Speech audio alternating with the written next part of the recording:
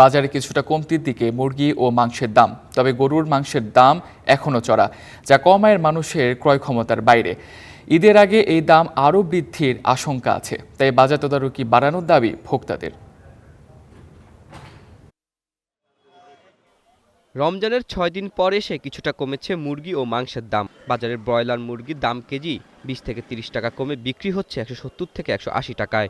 এছাড়া সোনালী মুরগি ৩০ টাকা পর্যন্ত কমে কেজি বিক্রি হচ্ছে ২৮০ থেকে ৩০০ টাকায়। রমজানের শুরুতে ৬০০ টাকা কেজি বিক্রি হওয়া দেশি মুরগি বর্তমানে ৫৫০ টাকায় বিক্রি হচ্ছে।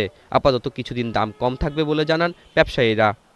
এখন যে হিসেবে আছে মনে করে এই হিসেবে কমের লক্ষণ আছে, বেচাকিনি কম। এদিকে গরু ও খাসির মাংসের দামও কিছুটা কমেছে। ৮০০ থেকে কমে গরুর মাংসের কেজি এখন বিক্রি হচ্ছে ৭৫০ থেকে ৭৮০ টাকায়, আর খাসির মাংসের কেজি বিক্রি হচ্ছে ১১০০ থেকে ১২০০ টাকায়। গরুর দাম আকার ভেদে ১৮ থেকে ২০,০০০ টাকা বাড়ায় মাংসের দাম চাইলেও কমানো যাচ্ছে না বলে জানান ব্যবসায়ীরা। যদি কম দামে আনতে পারি তাহলে কম দামে বেচবো, আর যদি না আনতে পারি তাহলে কিভাবে বেচবো? এটা তো আমার চাষ করার জিনিস না। এবছরে চাষে বেশি হইলো, কম দামে বেচে আলাইলাম, এটা কিনা জিনিস। এখন কিছুটা দাম কমলেও গরুর মাংসের দাম ক্রয় ক্ষমতার বাইরে চলে গেছে উল্লেখ করে মূল্য নিয়ন্ত্রণের জোর দাবি জানিয়েছেন ক্রেতারা। বাজারে আসলে কোনো কিছু নিয়ন্ত্রণ নেই, আমাদের মধ্যবিত্তদের লাগালে কোনো কিছুই নাই বললেই চলে। মধ্যবিত্ত ফ্যামিলি তো মাসে একবারও গুছ খাইতে পারে না।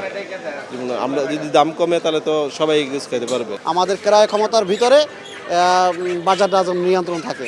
পণ্যের দাম বৃদ্ধিতে অতিষ্ঠ সাধারণ মানুষ, তাই বাজার নিয়ন্ত্রণকে সরকারের প্রথম প্রাধান্য দেওয়ার দাবি তাদের। আতাউর নিয়ন, স্টার নিউজ, ঢাকা।